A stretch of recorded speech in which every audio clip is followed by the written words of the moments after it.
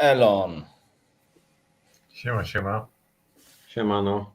Elon wszystkim. Z góry przepraszam, jakby mnie rwało, bo tutaj w tych miejscach, gdzie jestem teraz, trochę z internetem jest ciężko. Trzeba go nosić we wiaderku. Także zobaczymy, czy damy radę. Dzisiaj porozmawiamy standardowo o pieniądzach. Troszkę temat, powiedzmy, kontrowersyjny, bo podobno w Polsce jest tak, że o pieniądzach się nie mówi. To jest temat tabu, tak jak seks i pieniądze, to raczej się o tym nie mówi. Tak słyszałem, że tak w Polsce jest, nie? A my non-stop nawijamy o hajsie, o pieniądzach. Dzisiaj oczywiście przygotowaliśmy prezentację. Słucham? Przerywam mnie? Nie, mówię o tych tematach tabu. Wymieniłeś tylko jeden. A to jeszcze jakie są tabu? No, że o seksie nie gada. No teraz tłumaczyć żart to już jest za późno. A, no dobra. No, zresztą możecie napisać w komentarzach, czy nas dobrze słychać, widać, jak się macie, skąd klikacie, wciśnijcie tam piąteczki, dajcie nam znać, czy wszystko jest git i będziemy lecieć z tą prezentacją. No i dzisiaj tak trochę podyskutujemy. Możecie napisać w sumie, jakie to są tematy tabu, jeżeli chodzi o Polskę. Ja jeszcze wiem, że w sumie Polacy to lubią narzekać i to chyba mamy w naturze. Ja też to lubię czasem ponarzekać, ale bardziej to skupiam się na tych rzeczach do zrobienia, nie na tych, żeby czegoś nie zrobić, bo kto to zrobi, jak nie ty sam, jeżeli coś gdzieś chcesz osiągnąć. Chyba laguje mnie faktycznie. Jest git. Koszula też git, dzięki. Wiesz, tu jest tak ciepło, 30 stopni, tak mnie spizgało wczoraj, że aż gorączki dostałem. Nie wiem z czego, czy jakiś udar, czy co. No nic, to jak jest git, to lecimy z prezentacją. Na koniec sobie tam jeszcze podyskutujemy. Widać, że tu jeszcze osoby przychodzą. Co powinno się wiedzieć o hajsie? I w sumie możemy tutaj przejść już do prezentacji. Może Michał? No, podejście do pieniędzy od bardzo młodego wieku jest dość ważne. Generalnie daje nam bardzo dobry start. Wiecie, w wieku tam 20, 30, no 30 to już nie, ale w wieku 20 lat to się myśli o głupotach, by się poszło na imprezę, przewaliło pierwszą wypłatę. Podobno tak jest, nie? Pierwszą wypłatę trzeba przewalić na imprezie. No tak. No a co jakbym ci wbił do głowy, że pierwszą wypłatę to musisz zainwestować całą i najlepiej, nie wiem, no w jakieś twarde aktywa. Dobrze by było, ale dobrze by było się też tego nauczyć i trochę zmienić swoje podejście po to właśnie, żeby wypracować sobie ten lepszy start w życiu, nie marnować czasu i gdybym wtedy wiedział to, co wiem teraz, to by było zupełnie inaczej. Dlatego właśnie też robimy tego live'a, bo chcielibyśmy was zabrać w taką przejażdżkę. Możemy to nazwać, co chciałbym wiedzieć w młodszym wieku o finansach. Teoretycznie, wiecie, jakąś tam wiedzę zawsze przekazują nam rodzice czy społeczeństwo, nasze otoczenie. Zależy, kto w jakim otoczeniu się wychowa. I w sumie to ja miałem zawsze tak, że nigdy nie miałem siana kiedyś. Może się to wydawać śmieszne dzisiaj z punktu widzenia, jeżeli ktoś dziś na to wszystko patrzy, czy tam gdzieś mnie obserwuje, bo ja raczej teraz mam takiego wewnętrznego Żyda, jakby to nazwać. Ja nie lubię wydawać pieniędzy na głupoty, aczkolwiek miałem okres taki, że lubiłem sobie wydać pieniądze na głupoty i kilka takich rzeczy na przykład leży mi teraz bezsensownie w domu, między innymi jakieś gimbale, czy tam aparat fotograficzny, czy coś w tym stylu i to nie są tanie zabawki, więc człowiek gdzieś tam poszedł w tym kierunku. Najbardziej trzeba po prostu gdzieś tam właśnie zacząć tą przygodę z pieniędzmi, tak bym to powiedział, właśnie od poustawiania sobie mentalu. I nawet jak z rodzicami nie macie na ten temat jak porozmawiać, bo zazwyczaj to wiecie, tak jak mówię, to jest trochę temat tabu, o pieniądzach się nie rozmawia, a jak się już rozmawia, to zazwyczaj pieniądze powodują kłótnie, czy to w małżeństwie, czy to w rodzinie. Ludzie głównie o pieniądze się kłócą i nie umią normalnie o pieniądzach rozmawiać. Tak przynajmniej mi się wydaje, takie ja mam doświadczenia. Możecie też się podzielić waszymi doświadczeniami w komentarzach. Wiecie, pytanie kluczowe, czym są pieniądze? To jest takie na początek, które warto sobie postawić w momencie, kiedy rzeczywiście zaczynasz zapoznawać się z tym tematem i nagle się okazuje, że pieniądze nigdy nie były tym, czym ci się wydawało, że były do tej pory. A tak na dobrą sprawę prawdziwy pieniądz i wartość to jest zupełnie coś innego niż to, co jest tą gotówką w ręce.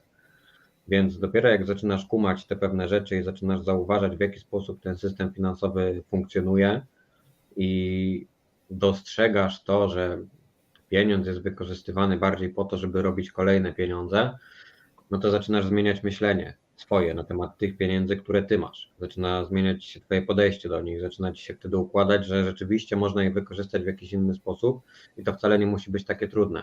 Główną rzeczą w młodym wieku, którą mi się udało, chcę powiedzieć, udało się, bo miałem to szczęście, że trafiłem na właściwych ludzi, ale też temu szczęściu musiałem pomóc. To było to, że zrozumiałem, że pieniądze lepiej posłużą jako narzędzie do zdobywania kolejnych rzeczy i nie chodzi mi tutaj o wydawanie i kupowanie, tylko wyzbycie się emocji do pieniędzy, do gotówki, to jest coś, co moim zdaniem w perspektywie czasu daje jedne z lepszych rezultatów, bo mimo wszystko w momencie, kiedy zaczynasz i nie wiem, zarabiasz czy tracisz te swoje pierwsze środki, to jest to ciężkie do przełknięcia, szczególnie jeżeli je tracisz. I dopiero kiedy nauczysz się nie odczuwać emocji do tego i do tych pieniędzy, które gdzieś tam wkładasz, inwestujesz, to dopiero wtedy będziesz mógł skutecznie budować kolejne aktywa i zasoby, nie?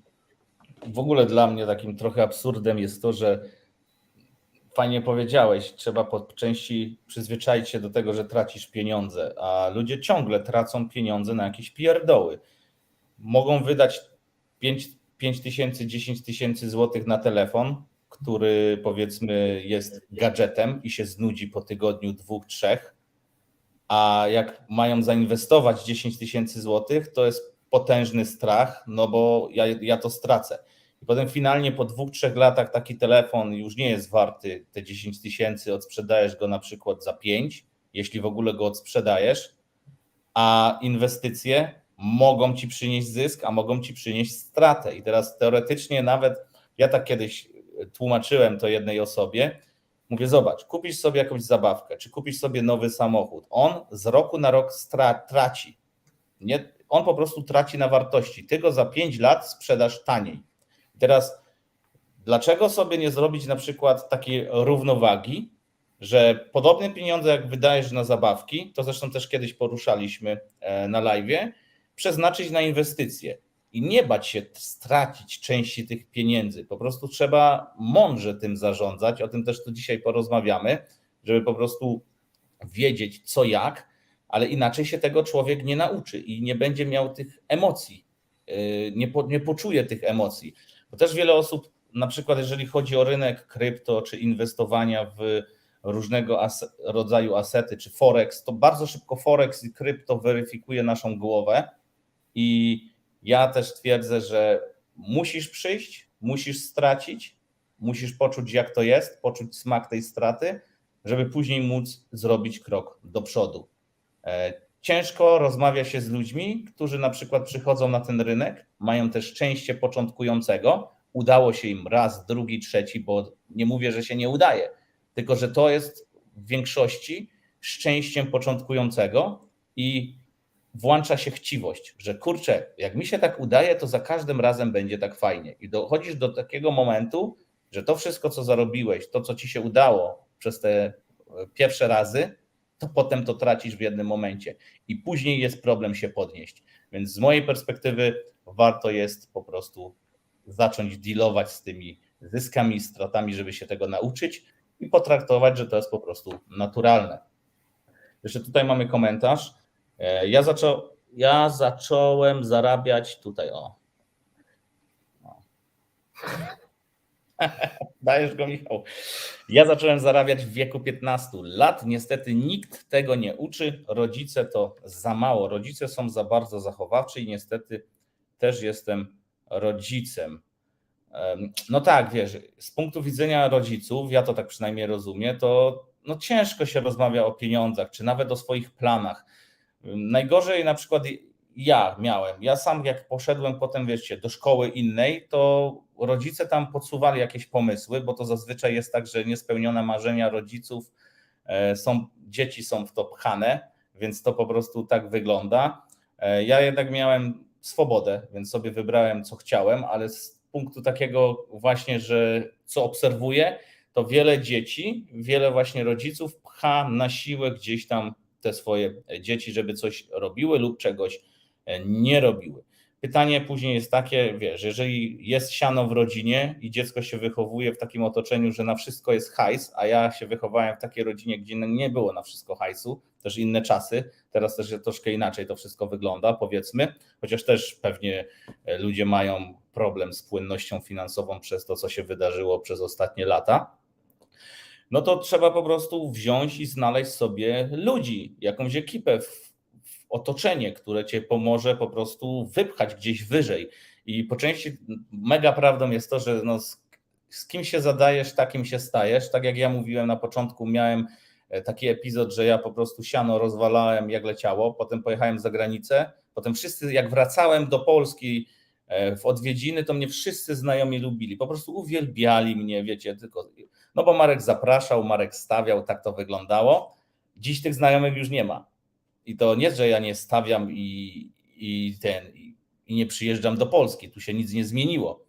Wiecie o co chodzi, tylko po prostu gdzieś te drogi się później rozeszły, ale dzięki temu, że byłem za granicą, zacząłem szukać, między innymi właśnie tutaj znalazłem i Kuby, i Michała, i wielu innych znajomych, gdzie mamy bardzo podobne cele, bardzo podobny tok rozumowania i myślenia. W sumie sami sobie wgraliśmy taką po prostu, jakby to powiedzieć, taki system i według tego lecimy. I to się w dłuższej perspektywie nam sprawdza. No my to, co robimy już praktycznie od 6 lat. I pytanie jest teraz, kiedy zacząć? No zacząć trzeba najlepiej od razu. Po prostu coś zmieniać małymi kroczkami. Najlepszy czas na zasadzanie drzewa był 20 lat temu, drugi najlepszy czas jest dzisiaj. Może wróćmy do tej prezentacji, co? Już jakaś komentarz przeczytam. Najgorsze no. są dzieci nowobogackich rodziców, fajnie są jak są pieniążki, a jak rodziców zabraknie, to ręka w nocniku i nie wiedzą jak rachunki zapłacić. Znam wiele takich przypadków, no ja też znam wiele takich przypadków, jeśli chodzi właśnie o to, bo tam jest, wiesz, brak takiego wychowania, szacunku w sumie do pieniądza, bo zawsze było fajnie i łatwo się te pieniądze wydaje, a ciężko się te pieniądze zarabia.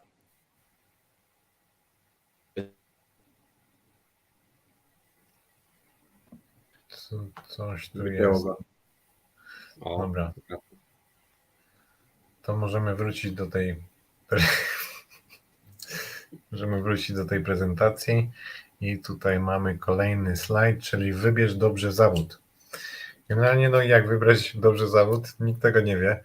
Każdy ci doradzi co innego i chyba najlepszą opcją to jest próbować do skutku, a najlepiej to nie wybierać w sumie wcale tego zawodu, tylko zacząć kombinować, ale to wiadomo, taki zawód, etat to jest po prostu wygoda i chyba najlepsza opcja na początek, żeby zacząć robić cokolwiek, Wiadomo, w młodym wieku istnieją jeszcze prace dorywcze, z których możemy korzystać.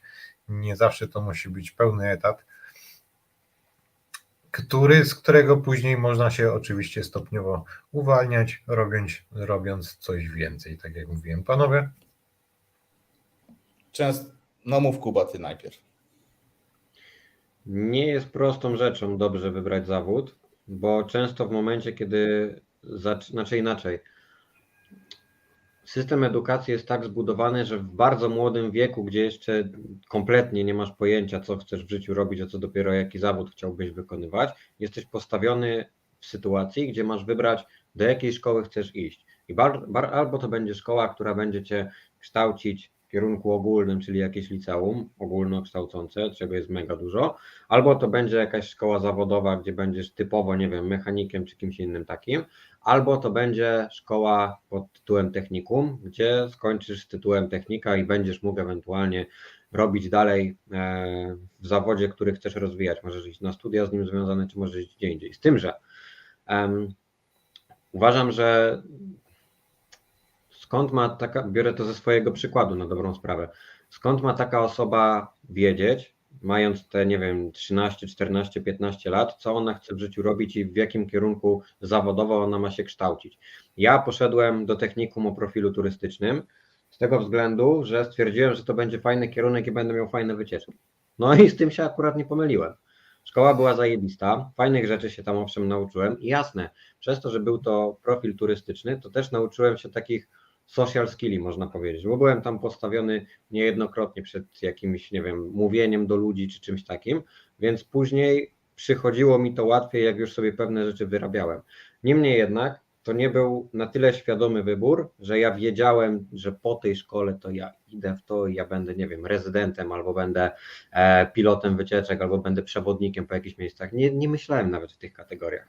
Często z kolei jest tak, że są też innego rodzaju dzieciaki, można powiedzieć, które na przykład są zajarane jakimś tematem i wtedy na przykład taka szkoła samochodowa często jest mega dla nich, więc oni się kształcą w tym temacie i to też jest dobre, bo w momencie, kiedy masz wyuczony ten fach w ręku, za który zawsze ktoś przyjdzie i ci zapłaci, no to jakby jesteś w domu, bo pewne umiejętności uważam, że jeszcze przez bardzo długi okres będą nie do zastąpienia i prędzej czy później będą wymagały od tego specjalistów. A tym specjalistom najłatwiej jest się stać, kiedy od tych najmłodszych lat się czegoś uczysz.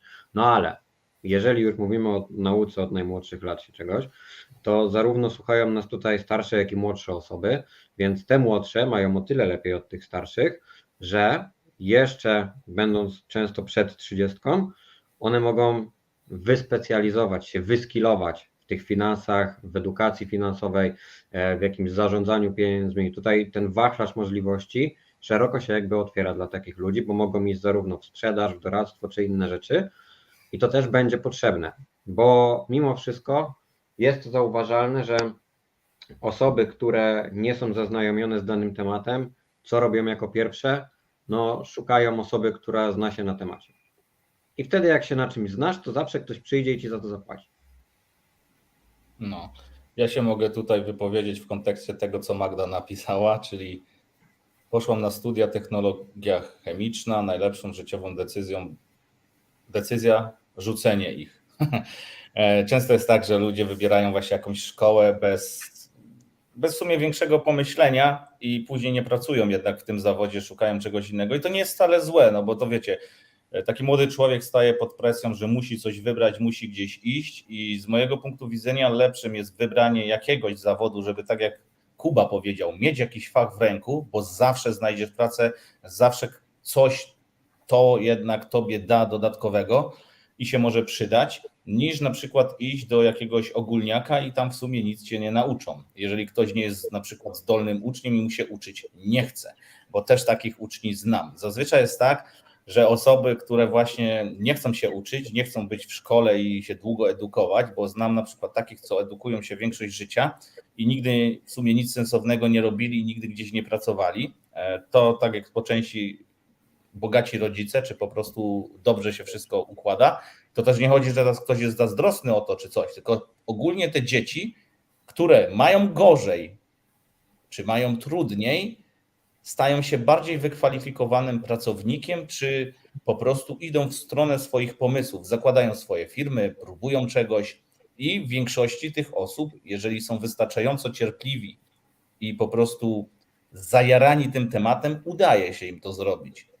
Oczywiście po części, tak jak tutaj napisał WD40, że on dalej szuka zajęcia i jeszcze nie znalazł i szuka już pół wieku, no to niektórzy dopiero po prostu znajdują te swoje zajęcie po jakimś tam czasie. Tylko że pracować gdzieś trzeba, jakoś te pieniądze zarabiać trzeba, bo one z nieba jednak nie lecą, to nie jest, kiedyś nie było krypto, teraz jest krypto, więc można sobie tymczasowo pomóc, po prostu potraktować to jako tymczasowe zajęcie, plus zobaczcie, ile otworzyło się nowych rodzajów zawodów tutaj właśnie.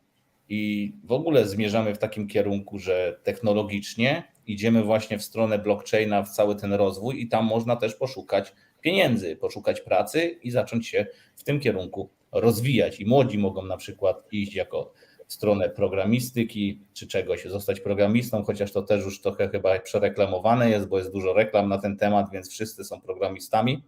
Trzeba po prostu mądrze tutaj to rozegrać, ale od czegoś trzeba zacząć i najlepiej jest wybrać coś, co powiedzmy na wstępie pomoże ci wystartować.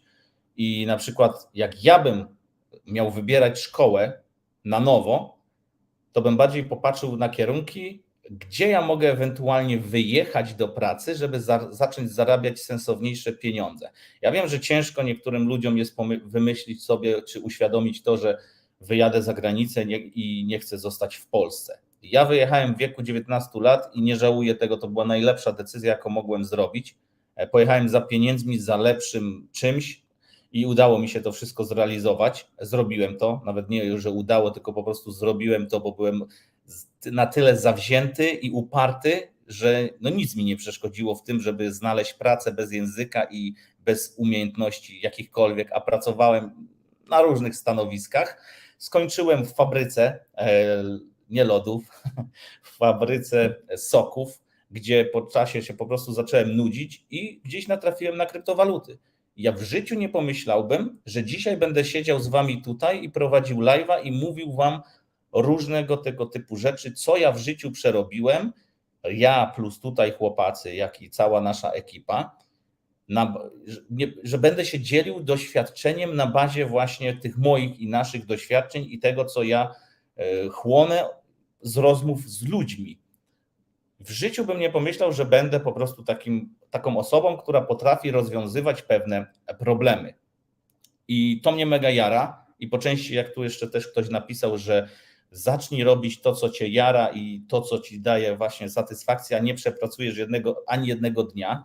I ja wam zdradzę, no ja siedzę przed kompem i Michał to chyba tutaj sami widzicie, my siedzimy po 16, po 20 godzin czasami, może Michał trochę więcej śpi ostatnio, więc powiedz, nie śpisz, no wiecie, więc ja nie czuję, jakbym pracował, ale muszę to traktować jako pracę. Tylko że mi to daje fan, radochę i ja się bardzo dobrze z tym wszystkim tutaj czuję. A jak jeszcze dzięki temu, co my robimy, dzięki tym właśnie wnioskom, temu, co my wam tu przekazujemy, wy możecie stać się lepszą wersją siebie, czyli wykorzystać te tipy, czy zbudować budżet, czy zacząć sensownie myśleć o pieniądzach, rozmawiać o tych pieniądzach. Jak nie macie z kim porozmawiać o hajsie, to chodźcie do nas, wbijajcie na grupę, na Telegram, my tam z wami porozmawiamy, znajdziemy jakieś pomysły. Przecież jest tyle pomysłów, tyle rzeczy można robić. I przede wszystkim jest najmądrzejsza rzecz, którą tu ktoś powiedział, już nie pamiętam, czy to był Kuba, czy Michał, że tą pierwszą wypłatę to nie trzeba przewalić, to tak tylko właśnie faktycznie trzeba zainwestować i już sobie na samym początku wgrać ten system inwestowania. Bo teraz zobaczcie, wiele ludzi pracuje przez 40, 50, ileś tam lat na emeryturę i mówi, na emeryturze to ja będę. Gówno będziesz, już ci się nie będzie chciało, będziesz się srał i ledwo trawy trzymał, jak będziesz miał, nie wiem, tam 80-90 lat, jeśli w ogóle dożyjemy tego wieku. Ja w ogóle nie twierdzę, że ja dożyję jakiegoś nie wiadomo wieku lub, jakby to powiedzieć, wypracuję sobie emeryturę. Emerytury w Polsce to ja nie będę w ogóle miał, bo ja nie przepracowałem ani może dnia w Polsce, jakieś tam umowy zlecenia. Ale pomysłem takim ostatnio, co rozkminiałem, też to wynika z rozmów z różnymi osobami, jest to, że wyjeżdżając za granicę, czy do Norwegii, czy do gdziekolwiek, wystarczy, że przepracujesz tam 5 lat i często jest tak, że dostajesz jakąś tam minimalną emeryturę, jeśli nabierzesz wieku emerytalnego. I to jest taki sposób troszkę nalenia, żeby pojechać, doświadczyć. Masz z tego same benefity, bo nauczysz się języka, bo w Polsce to rzadko się raczej w szkole, ja się nie nauczyłem, ja się nauczyłem, życie mnie nauczyło, tam gdzie mieszkałem. Nauczysz się języka, czy angielskiego, czy niemieckiego, czy nawet jakiegoś skandynawskiego, ewentualnie dodatkowo. Przepracujesz swoje, nabierzesz umiejętności. Jeżeli chodzi o Skandynawię, to prosto się tam pracuje, tylko trzeba unikać Polaków w pracy, bo to wtedy jest wyścig szczurów. Jeżeli pracujesz z Norkami, Zawsze unikaj Polaków. No zawsze tak, unikaj Polaków. z Duńczykami, to się nie przepracujesz, to mi możecie wierzyć, bo wiem, jak tam jest. Żyje się łatwiej. Tak trochę będę was teraz odpychać od tej Polski, bo w Polsce pewnie też nie żyje się źle, jeżeli ktoś faktycznie, wiecie, zarabia te 7 koła miesięcznie, ale no inaczej, ja po prostu wyjechałem w wieku 19 lat i mnie życie nauczyło, jak dealować właśnie swoim życiem, pieniędzmi, doświadczeniem, jak się jeszcze z komuś podzielić. Dodatkowo wiecie, przede wszystkim stajesz się bardziej otwarty na ludzi, zaczynasz coraz więcej zauważać. Mnie się nie podoba w Polsce to, teraz taki hejt mi włączył, że po prostu ludzie mają klapki na oczach. Oni nie widzą nic w obok. Oni, wiecie, większość osób w dupie było i nic tam nie widziało, nie? Więc oni nie mogą się na ten temat wypowiadać. Wiele osób mnie zaczepiało, jak ja jeździłem za granicę. Tobie to dobrze, no bo ty przecież pracujesz za granicą. To też tak nie działa, bo przeliczanie zarobków zagranicznych na polskie, to ja mogę w takiej Norwegii nawet zarobić 30 000 złotych, ale mogę żyć na takim poziomie tam, że ja 25 000 wydam na życie, zostanie mi 5. To samo Szwajcaria, bardzo dobry kierunek, jeżeli chodzi o pracę, jeżeli ktoś potrafi rozmawiać po niemiecku i ma jakiś fach w ręku. Tam ludzie zarabiają po 5-7 tysięcy franków, płacą za mieszkanie 2. I teraz zarób w Polsce 5-7 tysięcy złotych i znajdź sobie mieszkanie w dużym mieście za 2 koła. Niemożliwe. Sorry, że tak temat mi odleciał, ale tak mi klikło, żeby gdzieś tu to poruszyć. Możemy lecieć dalej z prezentacją, chyba że chcecie coś dodać od siebie. Jak ty to, Michał, widzisz? Ja chciałbym bardziej pójść w to rozmawianie o finansach i właśnie na kolejnym slajdzie edukacja finansowa. To jest również jeden z powodów, dla których tutaj jesteśmy. Posiadanie wiedzy finansowej to absolutna konieczność. Tu się bardzo fajnie zaczyna ta notatka. I tak, również polecamy wiele książek. Tutaj mamy taką fajną serię Książka w godzinę. Ostatnio na przykład przerabialiśmy pana Harbeckera. Tak jest, który właśnie omawia bardzo dużo rzeczy, jeśli chodzi o finanse, w tym na przykład jest system 7 słoików, który serdecznie polecamy. Wracamy do tej prezentacji i lecimy dalej. Panowie? Co, kolejny slajd, czy tutaj? Ja może to przeczytam. Nie no, dawaj, rozwiniemy ten wątek w ogóle. Tak, daj mi to przeczytać. Posiadanie wiedzy finansowej to absolutna konieczność. Większość osób tej wiedzy w ogóle nie ma, no bo rodzimy się bez niej. Zrozumienie podstawowych koncepcji, takich jak oszczędzanie, inwestowanie, podatki, budżetowanie, to jest mega case, czy zarządzanie długami umożliwi ci mądre decyzje finansowe.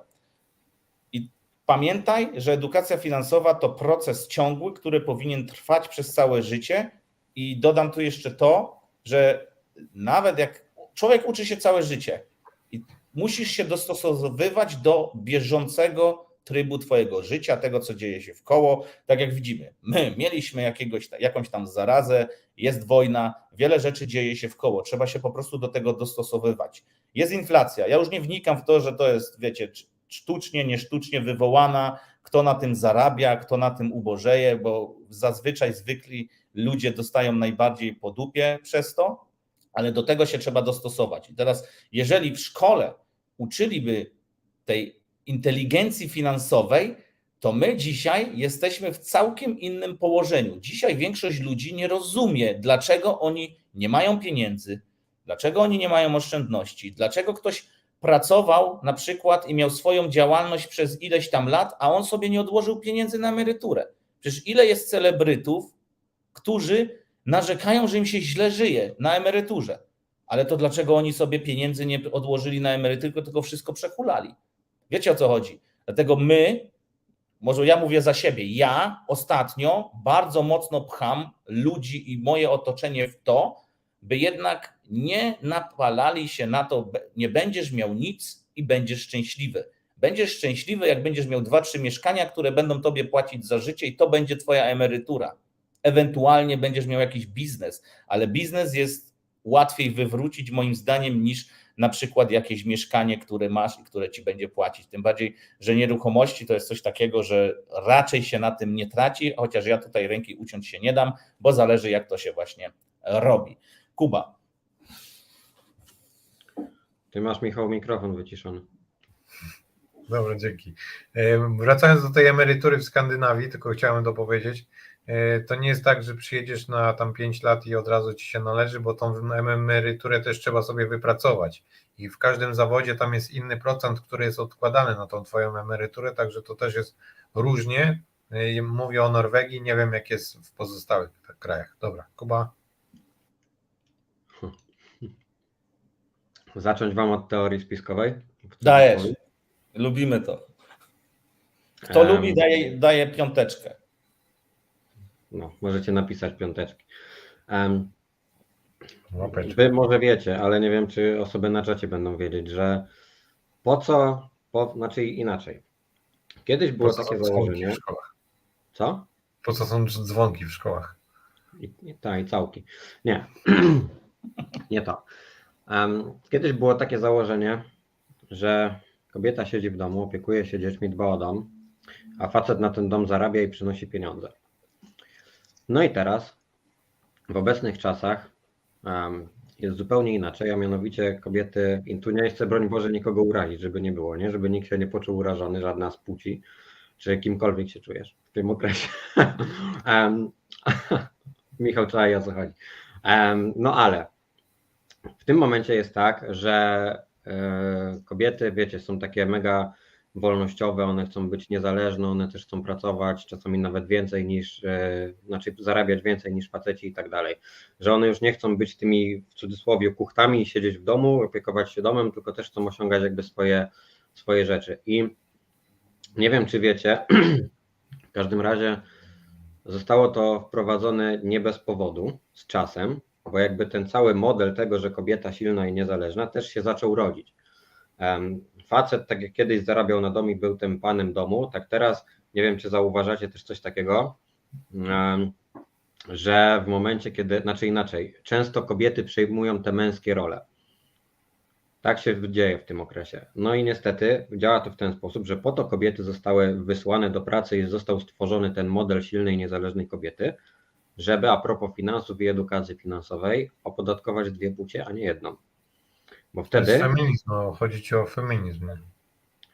No nie tylko, bo to niekoniecznie kobieta, niekoniecznie feminizm po to, żeby kobieta mogła być niezależna czy na siebie pracować, nie? Bo niekoniecznie, wiesz, moja mama, twoja czy kogokolwiek inna pracuje, a niekoniecznie musi się określać jako feministka, tylko też masz coś, co ona chce osiągać, nie?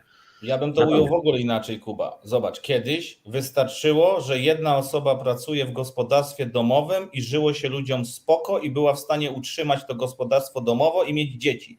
Dzisiaj niektórzy pracują we 2 osoby i wiążą ledwo koniec z końcem. Raz, wynika to z braku oczywiście edukacji finansowej lub życia ponad stan, czy po prostu wydają więcej niż zarabiają albo żyją na styk, ale to się tak diametralnie zmieniło, no że ja to nawet po sobie widziałem. Jak ja pracowałem sam, to było mnie stać na pokój. Ale jak chciałem mieszkanie, to musieliśmy z Lizą pracować we 2 i musiały do domu przychodzić 2 wypłaty, żeby to jakoś utrzymać, opłacić i nam ileś tam zostawało siana jeszcze w tamtych czasach, tak? I tu się z tobą zgadzam, że po części mogło to być zrobione właśnie w ten sposób, że po co ktoś ma żyć sobie lekką ręką i jedna osoba po prostu pracuje, utrzymuje całe gospodarstwo domowe, Jak można wysłać obie osoby do pracy, niech zarabiają obie i tak samo płacą raz więcej podatków, bo to nie chodzi tutaj, że dostają jakieś benefity, chyba że mieszkają w jakichś tak krajach, gdzie to faktycznie działa. I widzę tu sens, tylko nie do końca kleję jeszcze, co ty chcesz tutaj nam powiedzieć. Bo tu jest jeszcze drugi mogę koniec, to nie? kończyć. Jedno to jest to, żeby opodatkować dwie płcie, No. a drugie to jest to, że w momencie, kiedy kobieta już przestaje siedzieć w domu i opiekować się dzieckiem, to coś z tymi dziećmi trzeba zrobić. I tutaj powstaje cały system edukacji finansowej i wpajania dzieciom od małego różnych rzeczy, tych, których chcesz, żeby były im wpajane, czyli to nie jest edukacja, tylko indoktrynacja. No Kiedyś tak, w momencie, kiedy dziecko wychowywało się w domu wśród rodziców, to rodzice uczyli ich tego, co chcą, przekazywali wartości takie, jakie chcą. No. A jeżeli chcesz zmienić fundamentalnie te wartości u dziecka, to musisz powierzyć edukację, naukę tego dziecka innym osobom, niezależnym od rodziców. Bo teraz w momencie, kiedy wysyłasz takie dziecko i ono idzie się edukować, to ono mimo wszystko większość czasu będzie spędzać z nauczycielką i z innymi dziećmi niż z rodzicami i od nich czerpać wiedzę. Pomimo tego, że owszem, da się to obejść, to wielu rodzicom w tych czasach nie chce się tego obchodzić. Bo rodzice teraz wracają z pracy, oni też są zmęczeni, masz dziecko, telefon, telewizor, idź się, zajmij sobą, my musimy odpocząć. No i idąc dalej, jeżeli system jest zbudowany w ten sposób, żeby po pierwsze czerpać siano z obu płci i tak dalej, wszystko jest jakby po coś, tak? Te pchane narracje też są po coś, jeżeli chodzi o te płcie i tak dalej, bo masakra się dzieje, nieważne, nie idźmy w to, ale jeżeli te dzieci wychowujesz przez taką typową indoktrynację, to tworzysz z nich takich pracowników, jakich chcesz stworzyć. Więc teraz istotne jest, żeby to rozumieć, bo w momencie, kiedy to do ciebie dotrze, że całe życie byłeś wychowywany przez kogoś na bycie tym, kim ktoś chce, żebyś był, to tutaj możesz przyjść, wkurwić się i ewentualnie postawić i stwierdzić, że ja tak nie chcę, ja chcę po swojemu. I tutaj zaczyna się cała twoja przygoda z edukacją finansową, z odkrywaniem kolejnych rzeczy, z samorozwojem, z budowaniem jakichś zasobów i tak dalej. Trzeba się obudzić w pewnym czasie, nie? No to po części, tak jak mówię. Ja kiedyś wydawałem nóżką. No dawaj, Marek. Mówię, ja kiedyś wydawałem siano, a mi się dzisiaj kompletnie zmieniło, ale to dzięki temu, że raz, wpadłem na sensownych ludzi, zacząłem spędzać z nimi czas, zacząłem szukać innych rozwiązań, zacząłem sam edukować się finansowo i przede wszystkim jeszcze wlatywały różne książki o rozwoju finansowym, gdzie moi znajomi niektórzy dzisiaj ciągle się z tego śmieją, że ja jakieś bzdury opowiadam, regułki z książek, tylko że finalnie, jeżeli pójdziesz tym tokiem rozumowania, działania i zaczniesz to wdrażać, a nie tylko czytać bez przemyśleń i słuchać kogoś, ale nie słyszeć, co on do ciebie mówi i tego nie będziesz kodować i stosować, to nie zrozumiesz. Tu nie wystarczy przeczytać książki, nie wystarczy iść na kurs, nie wystarczy chodzić do szkoły, żeby to wdrożyć i się tego nauczyć. Oczywiście ja się zgadzę tu z Kubą, on tu grubo poleciał z tą teorią, powiedzmy, że to faktycznie jest programowanie. Jeszcze raz? Proszę. Ciągniemy dalej te teorie, to się sprzeda, mówię ci. Zobacz jak lajki podskoczyły, mówię to ci. Może Ja wam powiem wszystko, edukacja to jest scam. Kiedyś edukacja, wiecie, że z filmów takim o dzikim zachodzie możecie pamiętać, że tam była szkoła niedzielna, nie? Bo kiedyś szkoła była tylko przez 2 dni. Oni się tam tylko uczyli tych konkretów, tych, których były im potrzebne. Ale później taki znany pan, taki on tam zwykle w tle jest, na R się nazywa, zrobił reformację tej całej edukacji i musimy ich, muszą oni się zająć, musimy ich nauczyć tego, co oni mają umieć, żeby byli tym, kim my chcemy, żeby oni byli, nie? No i tak jak Kuba mówi, później jeszcze z tymi kobietami, później jeszcze dociskami, różnymi ideologiami i tak dalej. No i też też słyszałem o tym, że dlatego właśnie są dzwonki w szkołach, żeby przyzwyczaić nas, tak jak w fabrykach, nie? Są dzwonki tak samo, nie? No. Przerwa, no. Mniej więcej to niestety, samo. Nie wiem, czy to mogę powiedzieć, czy to YouTube zbanuje, czy nie zbanuje, czy nam zasięgi utnie, ale po części osoby, które gdzieś tam pracują w korporacjach, są właśnie kształcone na te mrówki, robotnice, no to niewolnicy, nie?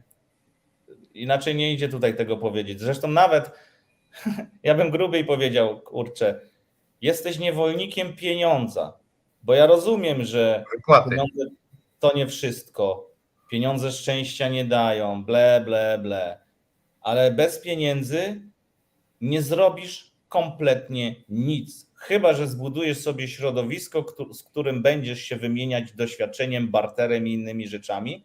Dzisiaj w Europie, nie mówię w Azji, bo tam jeszcze bez pieniędzy niektórzy sobie poradzą, ale zarobią pieniądze w łatwy sposób, bo wystarczy wyjść na ulicę i coś sprzedać. W Polsce już tego tak nie zrobisz, czy w Europie, bo rozganiają te towarzystwo. Wiecie, to tu trzeba trochę zobaczyć, trochę grubiej na ten temat pomyśleć, no ale no taka prawda, no staliśmy się niewolnikami pieniądza i ciągle jesteśmy. Teraz jeszcze w ogóle zmierzamy w cyfryzację, to będzie jeszcze gorsze.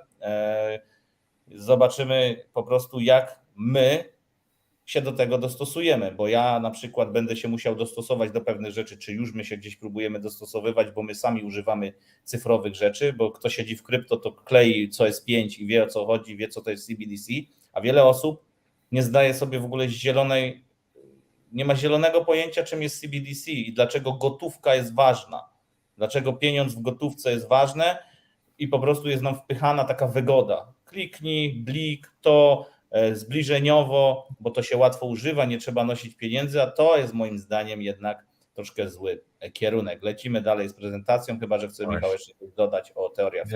Nie, lecimy z prezentacją. Bo będziemy gadać 2 godziny. Edukacja finansowa. Nie bój się negocjować. Negocjacje są często kluczowym elementem zarówno w życiu osobistym, jak i zawodowym. Czy to chodzi o pensję, warunki umowy, czy cenę zakupu. Umiejętność negocjacji może przynieść Ci znaczące korzyści finansowe. Warto inwestować w rozwijanie tej umiejętności i tu od siebie dodam, że zobaczcie, nawet jeśli chcesz wynająć mieszkanie, czy tak jak chcesz coś kupić, to musisz umieć negocjować cenę. Zazwyczaj jest tak, że cena od razu jest zawyżona i można ją zbić. I polecam w ogóle Wam, czy jeśli macie taką możliwość, pojechać do takich krajów jak Azja, czy tam może gdzieś indziej, gdzie tam faktycznie ludzie mają fan z tego, że się targują, negocjują. Kiedyś były targi w Polsce, tam można było utargować cenę. Teraz dzisiaj ludzie są zaleniwi na to po części, przychodzą i kupują za taką cenę, która jest. Ale tego też się trzeba nauczyć. Wiem, że Michał gdzieś tam przerabiał właśnie coś o negocjacjach, więc może on coś więcej powie. Tak, negocjacje bardzo dobry skill. Tego trzeba się nauczyć i trzeba trenować, trzeba stosować i później dopiero po czasie zobaczycie, jak bardzo zyskowne to jest. Także ja serdecznie polecam po prostu. W ogóle jest jeszcze książka. Sprawdź, to działa. Tak, w ogóle jest jeszcze książka. Nie pamiętam Never teraz tej nazwy. Split the Difference. Nie pamiętam polskiego. Tak. Jest od negocjacji, w ogóle o sprzedaży, o tym, jak sobie radzić. Jest książka Jak osiągnąć sukces. Nie pamiętam teraz tej nazwy, chodzi mi po głowie. Frank Bettger. Tak, Bettger, no. Jak przetrwać i odnieść sukces w biznesie. Super, dziękuję Kuba. Ta książka dla mnie jest czymś must have. Musicie ją przerobić. Tam w ogóle gość pokazuje, jak zaczął sprzedawać, jak zaczął szukać tego, co tak naprawdę ludzie potrzebują, bo ty idąc do pracy możesz sobie wytworzyć, spowodować pewnymi krokami to, że będzie ci się tam lepiej pracować, a nie, że będziesz tylko zwykłym numerkiem w tej pracy. Wiecie, o co chodzi. Tutaj też tam jest właśnie to, że trzeba po prostu negocjować. Ja mam trochę inną książkę, tylko nie mam przykładu na polski, ale jest naprawdę pro. To jest od gościa, który pracował w FBI. Macie tutaj na czacie. Never Split the Difference. To wam tu ją włączę. Never Split the Difference. Race.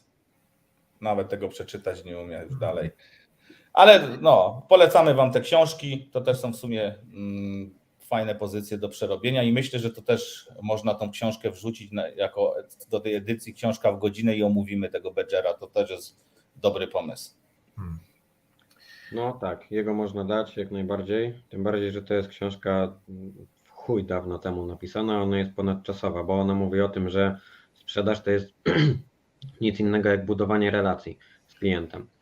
I teraz to, co jest bardzo istotne w zrozumieniu, to jest to, żeby zrozumieć, że ludzie kupują od ludzi, a nie od produktu, bardzo często. No chyba, że są to jakieś mega duże marki, które jakby nie wymagają tego, żeby w jakiś sposób je reklamować czy coś takiego, ale przeważnie jeżeli już coś idziemy kupić, to często dlatego, bo ktoś coś nam polecił i często dlatego, że przykładowo polecił mi to jakiś znajomy. Tylko szkoda, że ten znajomy nie ma replika, że miał kto sobie zakupić w takich sytuacjach. Natomiast tak, jeżeli chodzi o kwestię negocjacji, nie jest to łatwa rzecz, ale też można się tego uczyć w takich codziennych sytuacjach, bo mimo wszystko negocjacja to powiedziałbym, że to są takie małe zwycięstwa i umiejętność przekonania kogoś do tego, że twoje jest jednak bardziej troszeczkę kolorowe. I można to komuś sprzedać na takiej zasadzie, że pomimo, że komuś się coś wydaje, że jest mega super i w ogóle i on nie chce tego zmieniać, to warto próbować przedstawić coś w taki sposób, żeby twoje było równie kolorowe, a przy tym, żeby była sytuacja win-win. Bo pamiętajcie też, że ludzie nie są głupi i w momencie, kiedy oni czują, że oni coś tracą albo przegrywają i że to ty wygrywasz, a oni przegrywają w tej sytuacji, no to wtedy już bardzo często i mało chętnie pozwolą sobie na to, żeby rzeczywiście dać sobie wejść na łeb w cudzysłowie. Natomiast w momencie, kiedy oni zauważą, że nie dość, że ty zyskujesz, ale oni też mogą coś dzięki temu zyskać, bo tak to opakujesz, no to wtedy już zupełnie inaczej na ciebie patrzą i często mogą sobie pomyśleć, na przykład, nie wiem, idziesz wynajmować mieszkanie i dlaczego ktoś miałby wynająć tobie, a nie komuś innemu, nie? Ty też musisz się sprzedać na tyle, żeby ktoś ci zaufał i to mieszkanie wynajął, bo pamiętaj, że to są jego pieniądze, to jest jego wartość i to jest jakby jego praca włożona w to mieszkanie, więc nikt nie chce mieć lokatorów, którzy przyjdą i okażą się niepewni, coś zniszczą, nie wiem, za miesiąc się wyprowadzą, czy coś takiego innego, nie? Więc zarówno ktoś sprzedaje, jak i ty sprzedajesz. Często jeżeli ty nie sprzedajesz produktu, to sprzedajesz siebie.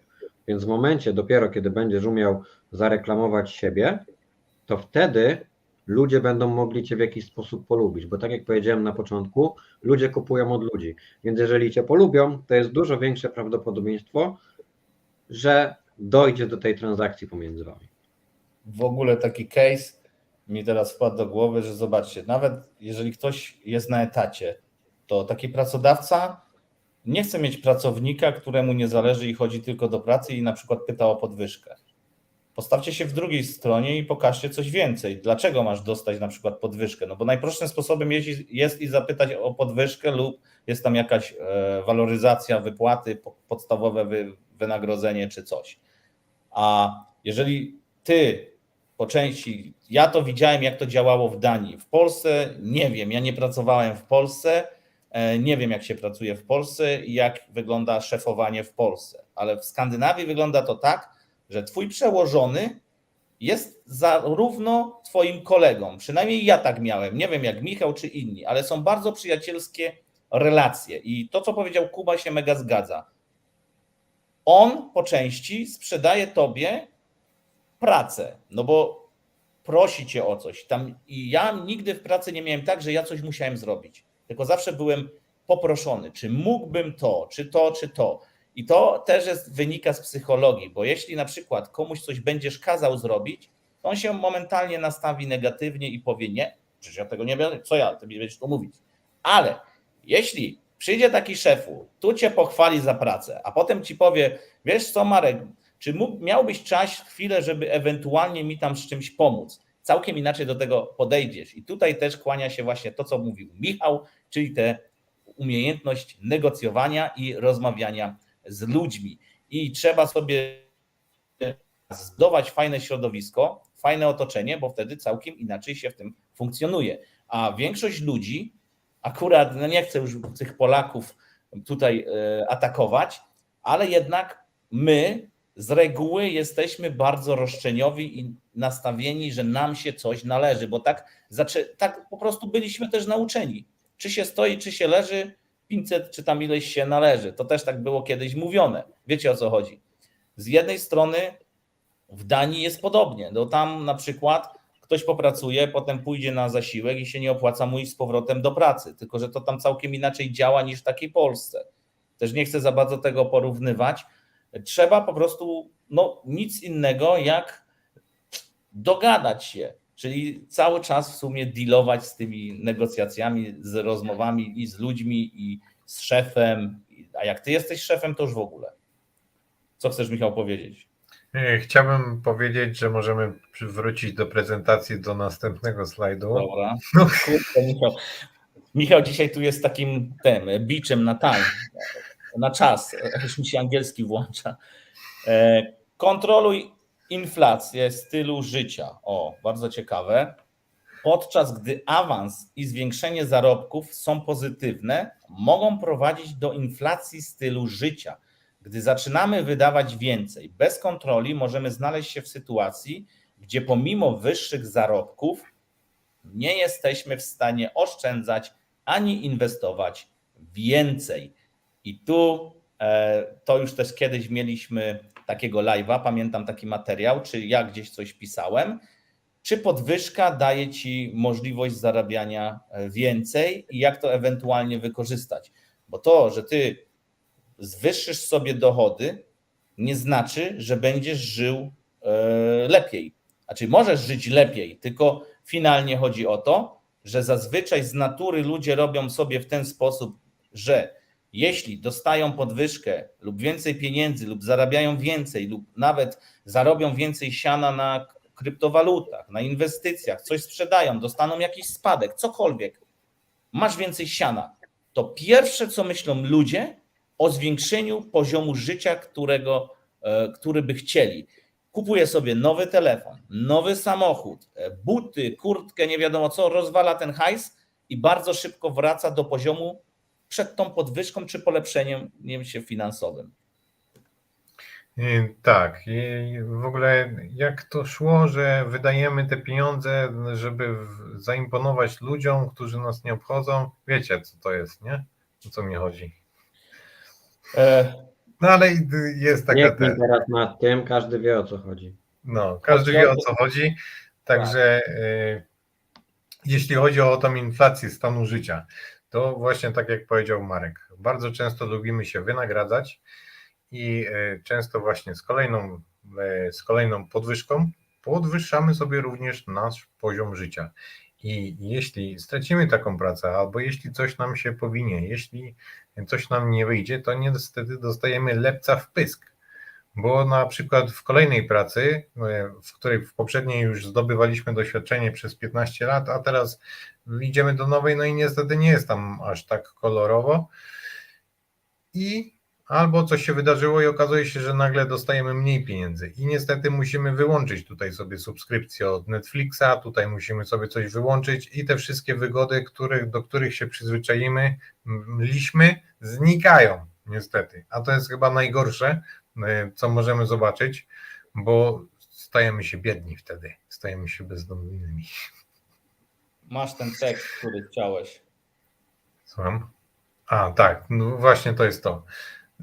Ludzie kupują rzeczy, których nie potrzebują za pieniądze, których nie mają, by zaimponować ludziom, których nie lubią. No i wydajemy te pieniądze bez sensu na głupoty i generalnie to jest bez sensu, tak jak mówiłem już od początku, najlepiej pierwszą wypłatę jest zainwestować i w ogóle mi się przypomniało, na co wydałem swoją pierwszą wypłatę zainwestowałem w siebie, kupiłem sobie odżywki. No. Ja mam pytanie do Was i do ludzi na czacie, także na czacie możecie napisać, co to dla Was znaczy. Jak dostajesz pieniądze do ręki, wypłatę czy cokolwiek innego, co dla Ciebie znaczy zapłać najpierw sobie? I możemy lecieć dalej. Nie możemy. Nie możemy, to czekamy. Zapłać najpierw sobie. Co dla Ciebie znaczy? Co dla Was to znaczy? Dla mnie?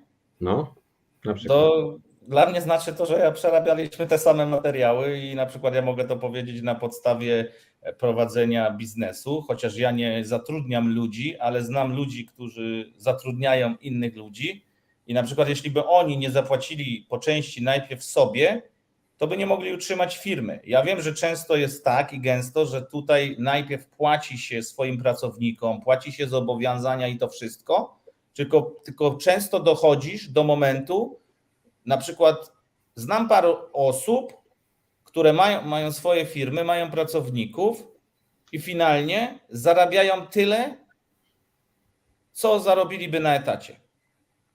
I na przykład, no dajesz. przykład taki. Mam znajomą, nie będę mówić kto co, ale ona jest fryzjerem. I wiele razy rozmawiałem na ten temat, dlaczego taka osoba nie otworzy swojego zakładu. Raz, ciężko jest prowadzić biznes w Polsce.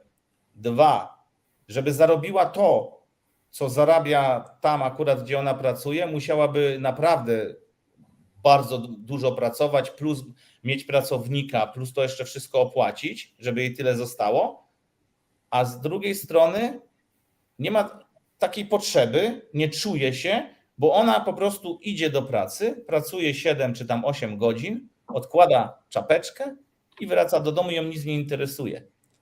Tylko że szef, który zatrudnia osoby, no to jeżeli on nie zapłaci sobie, by funkcjonować zdrowo, raz mentalnie, finansowo, to po części jest w stanie doprowadzić to, że nie płacisz sobie, ten biznes do upadku. Tak ja to rozumiem po prostu. Nie wiem, czy o co ci, Kuba, chodzi. No właśnie o coś takiego i patrząc po komentarzach widać, że do ludzi dociera to, o czym gadamy na każdym live'ie, bo dużo komentarzy jest na zasadzie inwestycji, oszczędności.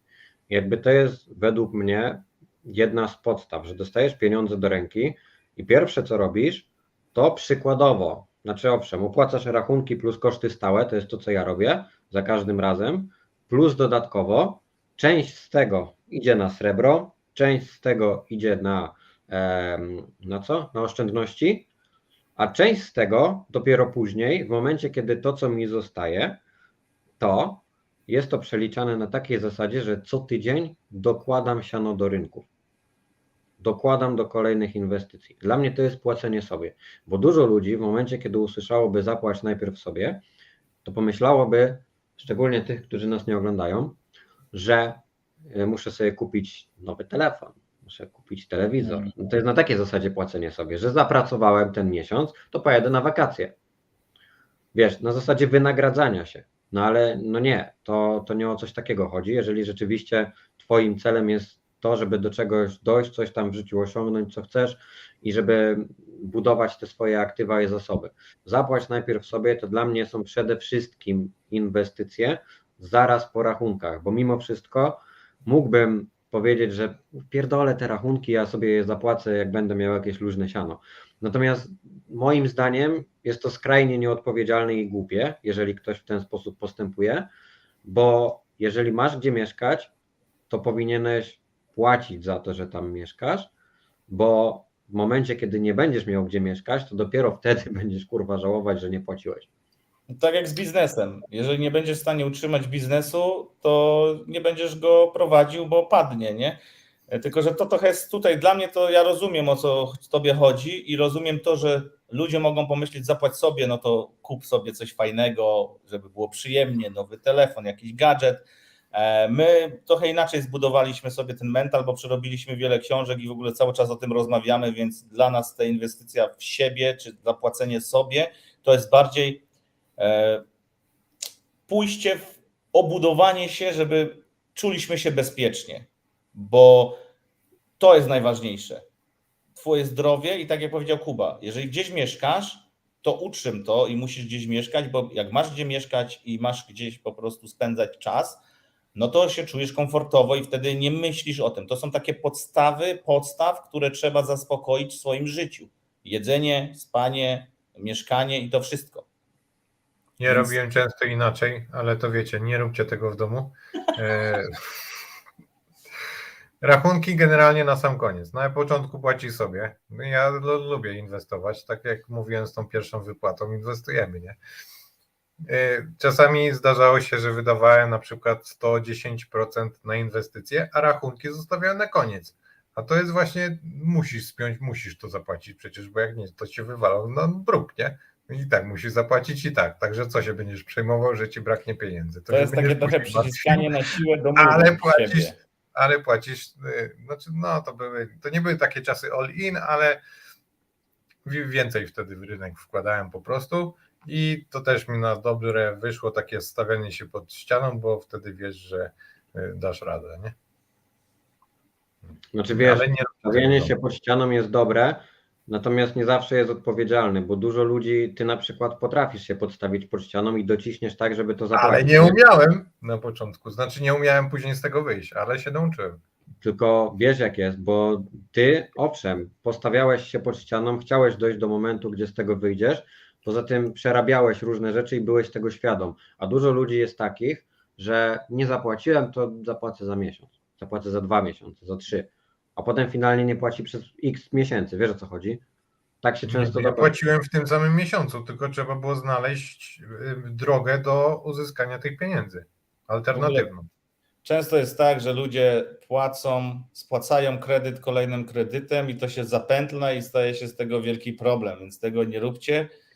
Jeżeli chodzi właśnie o zobowiązania, to z zobowiązania płaci się pierwsze, robi się wszystko, by się tego pozbyć, żeby potem mieć to z bani i się tym po prostu nie przejmować i wtedy mózg inaczej ci pracuje. No chyba, że faktycznie, no ja nie wiem, ja nie czułbym się dobrze, jeżeli bym nie opłacił swoich zobowiązań, czy nawet ja komuś jestem krewny pieniądze, czy coś w tym stylu, to ja się z tym źle czuję, dopóki ja nie oddam. Ja na przykład, zobaczcie, jak ja bym komuś wisiał pieniądze, jakąś kwotę, to ja bym nie umiał pojechać na wakacje, kupić się czegoś, dopóki bym tego nie spłacił, bo bym się czuł niekomfortowo. A ludzie co robią? Wiszą ci siano i on na przykład jedzie z rodziną na wakacje, a wisi tobie jakieś pieniądze i po prostu taki mental niektórzy mają, bo tobie nie trzeba, bo ty masz, bo później. I potem jest takie odwlekanie.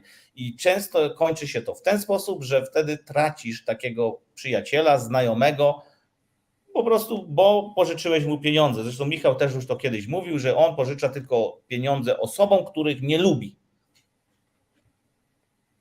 Lecimy dalej.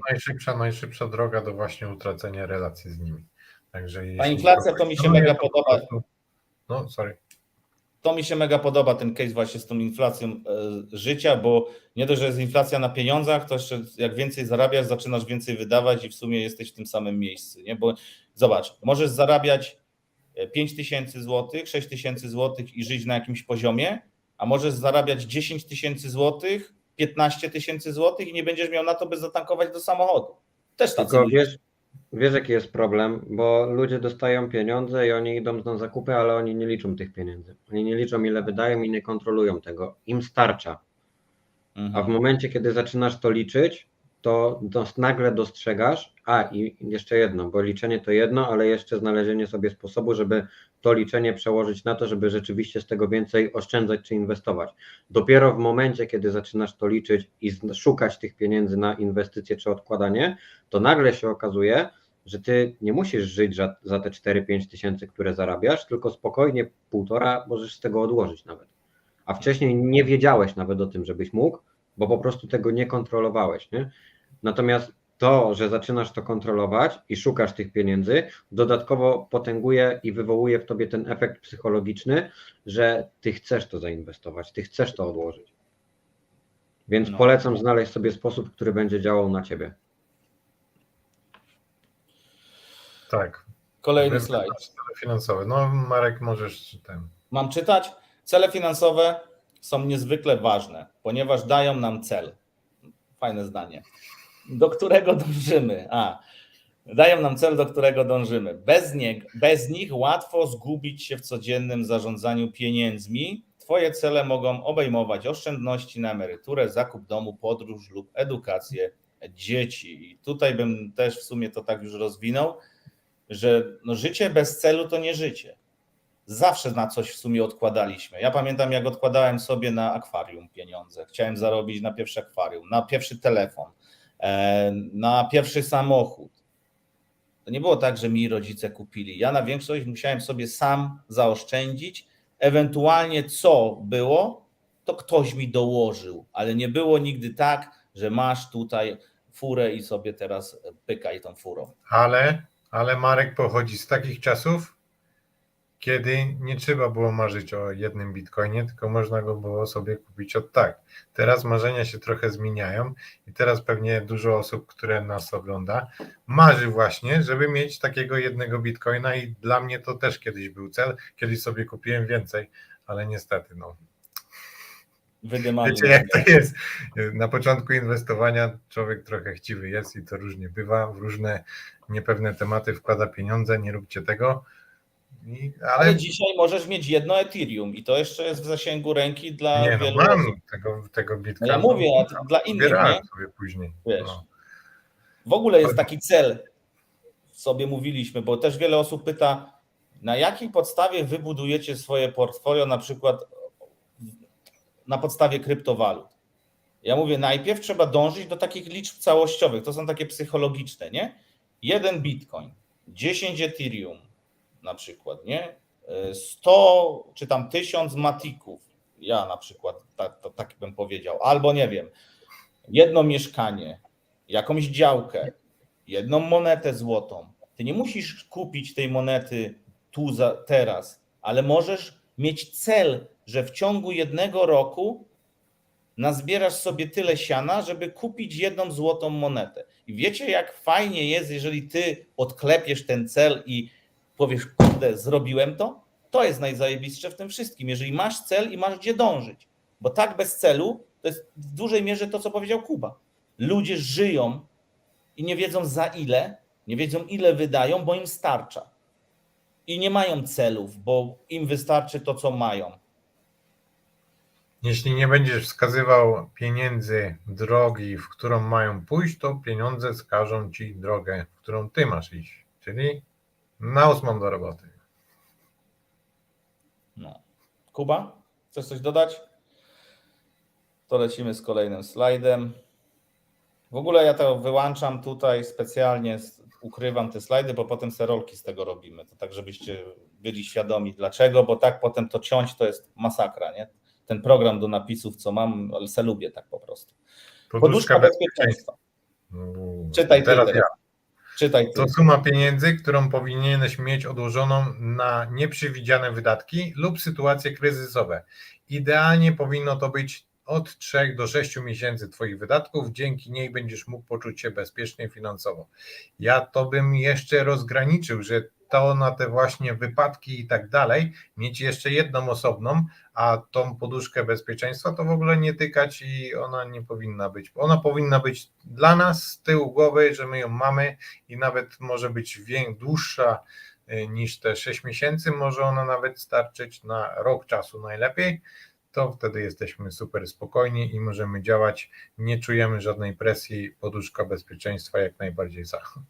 Jak wy rozumiecie poduszkę bezpieczeństwa? Zapytam, napiszcie w komentarzach, bo wiele osób boi się trzymać gotówkę, bo ja rozumiem poduszkę jako gotówkę, ludzie boją się trzymać gotówki, bo jest nam wgrana inflacja, a po części jest to zaganianie ludzi w taki kozi róg, żeby oni się właśnie tej gotówki pozbyli, wydali na coś, no bo przecież mi to zje inflacja. I to też jest troszkę takie właśnie przez ostatnie lata, że ludzie zamiast zbudować oszczędności, to mają wgrane takie coś, że no nie opłaca się, bo przecież inflacja mi to zje. Inflacja już z nami zostanie. To, że ona spadnie, to nie znaczy, że nie będzie jej wcale, plus podwyżki cen, które spowodowała inflacja, częściowo jest to po prostu zwalone na inflację, one już zostaną. Te ceny już nie wrócą do 2 lata temu, 3 lata temu, 5 lat temu. Ni chuja. Ogółem był chyba jakiś Zoom czy coś takiego, na którym był poruszany temat właśnie tej poduszki finansowej, bezpieczeństwa i na tym Zoomie ja powiedziałem coś takiego, albo pisałem to na grupy, już nie pamiętam, nieważne, w którym z tych dwóch miejsc. Powiedziałem coś takiego, że traktuj comiesięczne zakupy srebra jako sposób na uzupełnienie poduszki finansowej.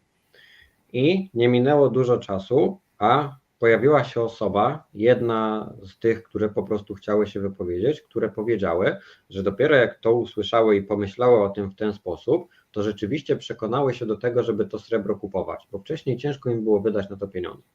ale w momencie, kiedy inwestują w to srebro po to, żeby dołożyć sobie do poduszki finansowej, do zabezpieczenia, to już się zupełnie zmienia mental i zupełnie zmienia się Twoje podejście do tego. Inną sytuacją jest gość od nas z grupy, serdecznie pozdrawiam, jeżeli ogląda, pisał do mnie na początku roku z tematem tego, żebym pomógł mu ułożyć plan na zbudowanie poduszki finansowej, zbudowanie tego, żeby rzeczywiście do końca roku miał to zabezpieczenie z tyłu pleców, z tego względu, że do tej pory wszystko, co zarabiał, to inwestował dalej i kończyło się na tym, że finalnie na koniec miesiąca kończył bez pieniędzy, bo część, którą miał na dojazdy do pracy, na życie plus na inwestycje, to wszystko szło gdzieś dalej, wszystko miał w obrocie, nie miał nic, co ewentualnie dawałoby mu poczucie bezpieczeństwa w jakikolwiek sposób. Rozpisałem mu ten plan w 10-15 minut rozmowy, spotkaliśmy się parę miesięcy później, pytam się go, no i jak tam? A on mówi, zajebiście stary, mam już ponad połowę poduszki chyba z tego roku, którą chciałem uzbierać, czuję się zajebiście o wiele bardziej bezpiecznie, także dzięki, bo fajnie widzę, że to działa. A mało tego, tej poduszki nie buduje kosztem mniejszych inwestycji, bo on dalej sporo inwestuje. Więc widzicie, kwestia jest tylko i wyłącznie tego, w jaki sposób podzielisz swój portfel, bo pomimo tego, że te wartości nominalne się różnią, to 100% to jest 100%. Dla jednego 100% to jest, nie wiem, dycha miesięcznie, dla innego 100% to jest 3 koła miesięcznie. Ale mimo wszystko procentowo da się to podzielić i to, że ten ma 3 i dla niego 10% to jest 300 zł, a ten ma dychę i dla niego 10% to jest 1000, no to jasne, te wartości nominalne się różnią. Z tym, że jedno nie wyklucza drugiego, bo w jednej i drugiej perspektywie da się to budować. Z tym, że owszem, jedno będzie szybsze, drugie będzie nieco wolniejsze. Z tym, że znowu po raz kolejny, dla tego, kto ma większe zasoby na start, dobudowywanie tej poduszki za te przykładowe 10% będzie czymś naturalnym i w jego skali to będzie ok. W Twojej skali, jeżeli te nominalne wartości są mniejsze, wychodzi i tak na to samo. Tobie, pamiętaj, że czas i tak upłynie. Ja w styczniu zeszłego roku zaczynałem kupować srebro, to po 3 miesiącach jarałem się, że miałem wtedy 6 uncji, bo co miesiąc sobie w to odkładałem, tak po prostu, bo ja się nie spinałem, nie chciałem kupować za większe sumy naraz, ja chciałem spokojnie sobie odkładać. Dzisiaj tego jest x razy więcej. Czas i tak minął, 1,5 roku, ja jestem do przodu w chuj na tym. I cały czas dobudowywuję, a mimo tego nie odczuwam, że wkładam w to pieniądze, w ogóle. Bo masz to w budżecie zaplanowane po części, nie? Ja mam takie pytanie, bo to też często mogą ludzie zadać w sumie teraz po tych ciężkich czasach, bo czasy nie są lekkie.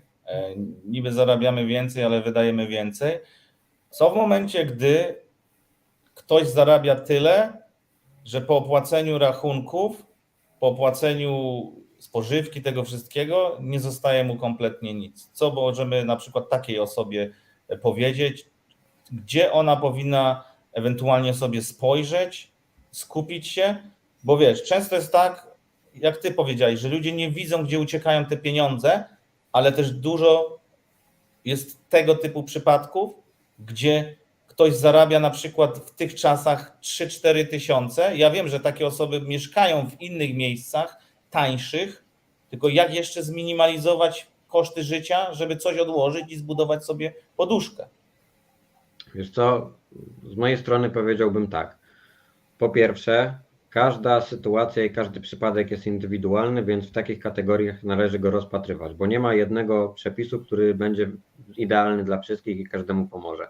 Kolejna rzecz to jest taka, że jeżeli nie stać Cię na to, żeby odkładać jakiekolwiek pieniądze, a zarabiasz 3-4 koła miesięcznie, to znaczy, że gdzieś musisz za dużo wydawać. I albo przykładowo to jest na jedzenie, albo to jest na jakieś wyjścia, albo to jest na, nie wiem, używki, bo niektórzy papierosy palą, czy wydają na kluby, czy na jakieś inne atrakcje raz w miesiącu. Wiesz, to są w gruncie rzeczy małe kwoty, które wydają się niepozorne, mimo wszystko w skali miesiąca, a później dopiero w skali roku, one nagle się okazują, że robią dużą sumę. Ostatnio wrzucałem coś takiego, czekaj, zaraz Ci to przeliczę, żebym się nie jebnął w tej wartości, bo to jest dość istotne. Dlatego ja przestałem palić papierosy, pić alkohol i z lekką ręką wrzucałem te siano później w internet i też podchodziłem do tych pieniędzy jak lekkoduch.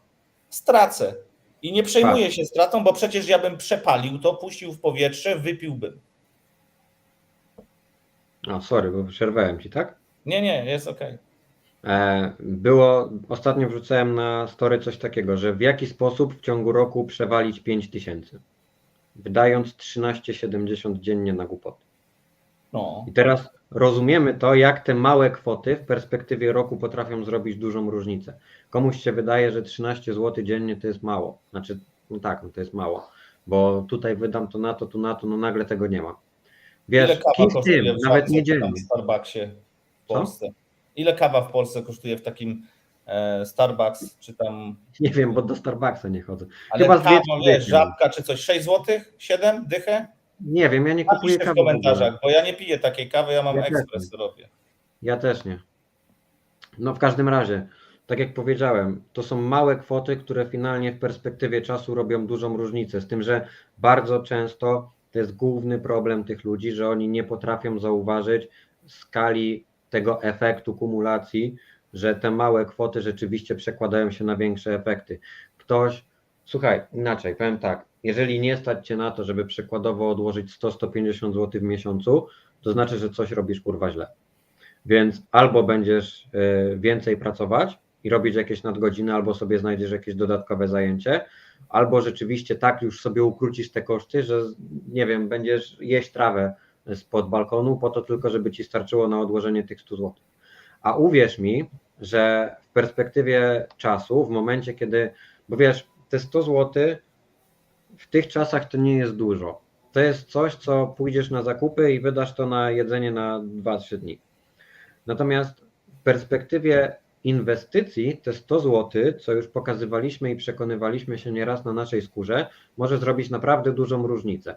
Bo nagle się okazuje, że nie wiem, przykładowo w ciągu roku 100 zł miesięcznie, masz 1200, dajmy na to, że nie wiem, 7 z tych rzeczy ci nie wypali.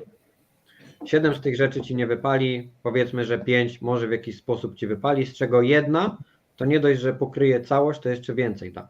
W sensie pokryje całość, chodzi mi o to, że zrobi ci razy 10 i plus. Wiemy, o co chodzi, nie?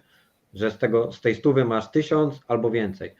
To są przypadki, które owszem, zdarzają się, natomiast w momencie, kiedy nie próbujesz, to nie masz nawet szansy i okazji na to, żeby sobie stworzyć tą sytuację i zbudować tą okazję. A dopiero później, jeżeli coś ci wypali 1, 2, 5, to nagle się okazuje, że z czasem coraz mniej potrzebujesz dokładać, a możesz odpowiednio zarządzać tym, co już masz. I znowu kolejne lata, ten procent składany się zbiera i zaczynasz być w innym miejscu niż byłeś do tej pory.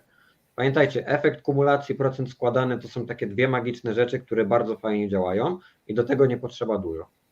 Chcesz coś, Michał, powiedzieć? Bo widzę, że chyba tak. Bo ja chcę powiedzieć, że ja się czułem oszukany ostatnio, jak lecieliśmy do Londynu, bo byłem okropnie głodny, nie przygotowałem się na podróż i musiałem kupić sobie kanapkę na lotnisku w Katowicach. Zapłaciłem 30 prawie złotych za kanapkę z serem czy z czymś tam, do tego kawa za 23 czy 25 złotych.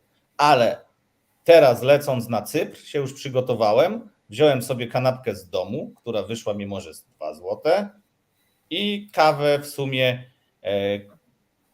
kupiłem na lotnisku, ale małą i w sumie też się jeszcze dałem raz oszukać, bo w samolocie ta kawa jest tańsza niż na lotnisku w poczekalni tam w restauracji. 26 zł kosztuje kawa na lotnisku, a 3,20 euro chyba w samolocie. Więc jak będziecie lecieć samolotem, Ryanairem czy tam czymś, nie kupujcie kawy na lotnisku, poczekajcie aż wejdziecie do samolotu i sobie zamówcie. To taki tip na parę złociszy w kieszeni ode mnie. Poza tym jeszcze dorzucę do tego swój sposób, też nim się dzieliłem na grupie, więc to jest mega zajebisty case. W momencie, kiedy przykładowo zarabiasz te 3-4 koła i wydajesz tyle, że nagle się okazuje, że na nic innego ci nie starcza, nie masz czego odłożyć, dobrym pomysłem po opłaceniu tych kosztów stałych, które masz w miesiącu, czyli jakieś tam rachunki, nie wiem, fryzjer czy cokolwiek innego, Te rzeczy, które masz stałe, to wiadomo, opłacasz, a później to, co ci zostaje, to, co ci zostaje, dzielisz przez ilość dni w miesiącu i wychodzi ci kwota, jaką masz do wydania dziennie. I zapisujesz, kurwa, dzień w dzień, ile wydałeś na koniec dnia. Dzień w dzień zapisujesz, ile wydałeś i czy jesteś tego dnia na plus, czy na minus. Czy coś jeszcze możesz z tego odłożyć, czy nie. I finalnie na koniec tygodnia zbierasz to wszystko, podsumowujesz i co tydzień te nadwyżki, które ci zostają, możesz odkładać. To jest sposób, który jak ja wdrożyłem u siebie, to był tak mega mocny game changer, że aż sam jestem w szoku, jak to skutecznie zadziałało i ile mi to dało procent.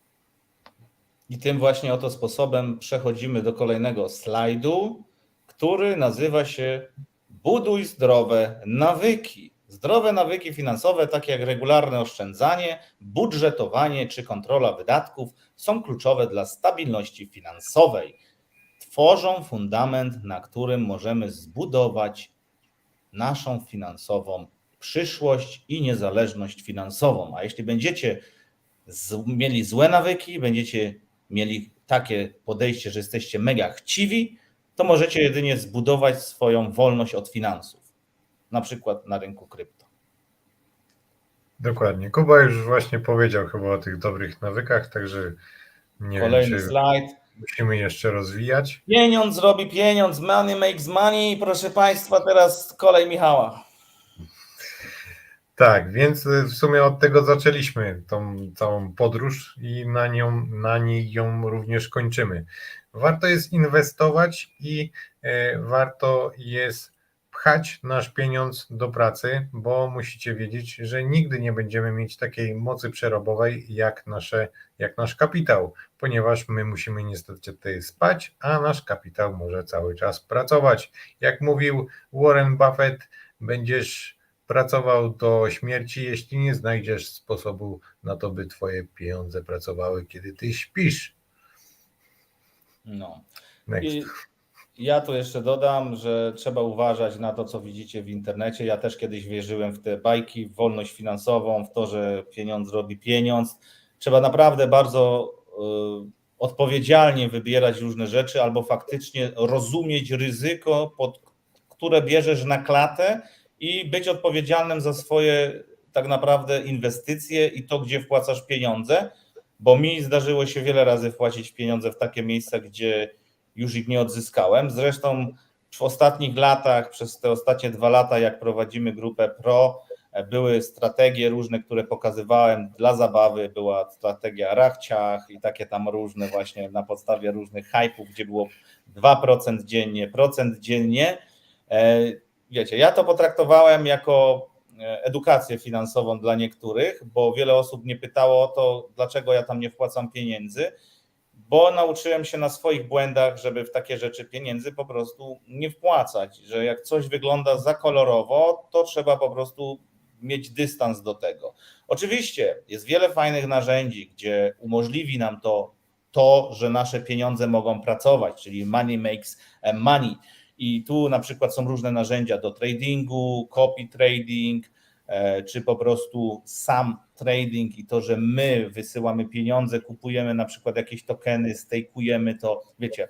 Też możecie sobie zadać takie pytanie, kim ty chcesz być na rynku, jakim inwestorem chciałbyś być, czy chciałbyś być aktywnym inwestorem, czy chciałbyś być spekulantem, traderem, holderem, czy może na przykład górnikiem. Ja po części przerobiłem to wszystko i ja jestem bardziej przy tym bardziej leniwym sposobem zarabiania pieniędzy na rynku krypto, ponieważ odcina to trochę bardziej mi emocje. Ja potrafię tradować, często udają mi się trady, nie przejmuję się tym, że mi nie wychodzą jakieś rzeczy, bo to jest naturalne, ale mega mocno mnie to denerwuje, że coś mi się nie udaje.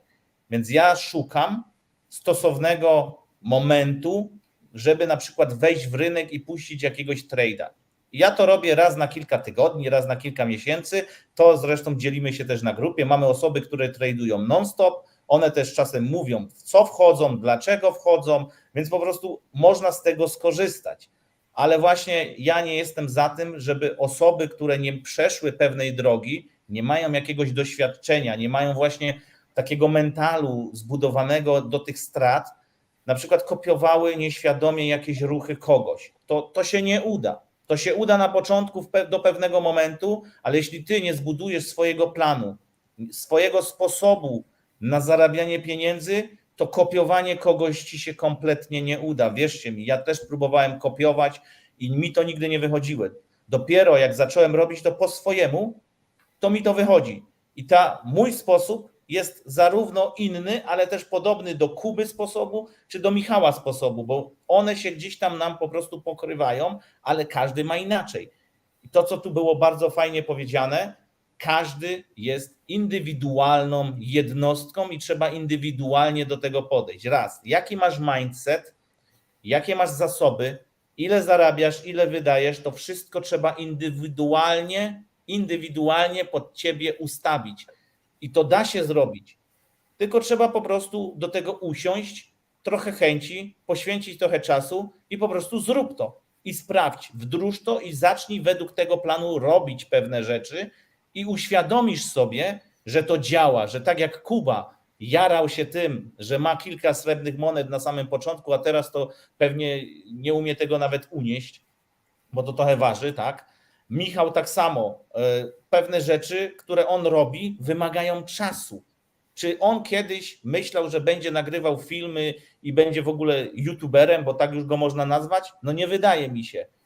On nawet nie myślał, że tak jak ja nie myślałem, że my będziemy tutaj dzisiaj o tej godzinie 21:40, czyli 20:40 siedzieć tutaj z wami przez 1,5 godziny gadać.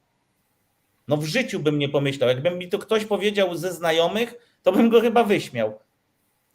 To się zmienia.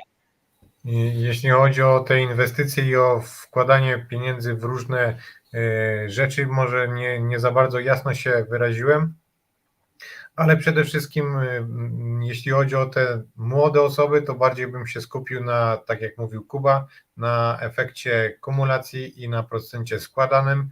Jeśli chodzi o te copy tradingi, to mam bardzo podobne podejście jak Marek.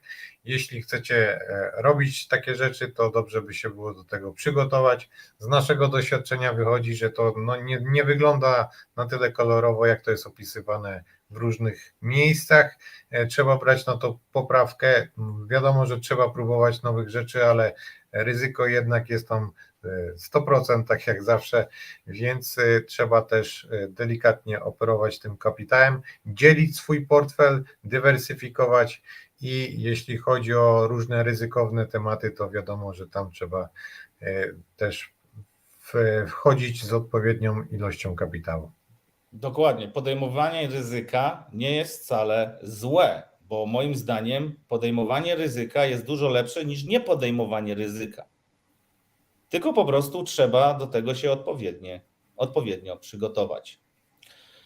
W ogóle na koniec mamy tutaj informację, że w sumie ta prezentacja została przygotowana poprzez inspirację właśnie przez kanał Damiana Olszewskiego. Ja na przykład, Michał, Kuba, oglądamy Damiana i on bardzo fajnie wszystko przedstawia, można wiele tutaj fajnych rzeczy wyciągnąć, także ja też odsyłam do niego na kanał, jeżeli chodzi o edukację finansową, bo często my po prostu słuchamy go, tylko później opowiadamy to lub mówimy to własnymi słowami. Często to, co on mówi, to, co on omawia, w jaki sposób po prostu on coś robi, czy po prostu jak on zauważył pewne schematy lub rzeczy na rynku, no to my potem możemy to ewentualnie wdrożyć i przypasować do siebie. Także moim zdaniem zamiast takiego Netflixa i oglądanie seriali, to warto sobie odpalić kanał takiej osoby na YouTube i posłuchać, co te osoby mają do powiedzenia. To by było na tyle, jeśli chodzi o dzisiejszą prezentację. Może jeszcze szybko komentarze, czy jest tu coś nowego? Widzę, że tu są dwa jakieś komentarze. O, na koniec w sumie dobre komentarze. Witam wszystkich, jesteście zajebiści. Mam 17 lat i sporo wyciągam z waszych odcinków oraz z grupy HSH. No i to nas bardzo cieszy. Zarówno osoby, które mają tam gdzieś właśnie 16, 17, 18 lat, jak i starsze osoby po 50 nawet i jeszcze starsze są w stanie się nauczyć. Ważnym jest to, żeby być otwartym na doświadczenia innych osób, bo mi też kiedyś było wmawiane, że starsi wiedzą lepiej. Ja się dzisiaj kompletnie z tym nie zgadzam, że starszy wie lepiej, bo dziś młodzież też naprawdę dużo wie i dużo bardziej się szybciej dostosowywuje do tego. Ja znam wiele młodych osób, które dziś prowadzą swoje firmy, gdzie ja w wieku 20 lat nie myślałem nawet, że ja mogę założyć firmę. To czasy się po prostu zmieniły. I kolejne w sumie pytanie, a to chyba już odpowiedzieliśmy. Co sądzicie o edukacji w polskich szkołach? Czy żeby osiągnąć sukces trzeba zdać maturę, iść na studia, tak jak każdy mówi? Ja ci powiem z mojej strony, wiem, że jest takie powiedzenie matura to bzdura. Nie do końca się z tym zgadzam, bo jeśli faktycznie masz jakąś edukację, masz jakiś poziom tej edukacji, to szukając pracy, ja tu się odniosę za granicą, będzie ci dużo łatwiej fajną pracę znaleźć. Jeżeli sobie zrobisz jakiś fach w ręku, czy będziesz miał wyższe wykształcenie, nauczysz się języka lepiej, będzie ci łatwiej. Mi było bardzo trudno na samym początku zdobyć w ogóle pracę i doświadczenie za granicą, bo ja nie umiałem mówić w żadnym języku, znaczy potrafiłem coś tam wydukać po angielsku, ale to nie było nawet mówienie. Nie miałem za bardzo doświadczenia, bo nie miałem żadnego fachu w ręku.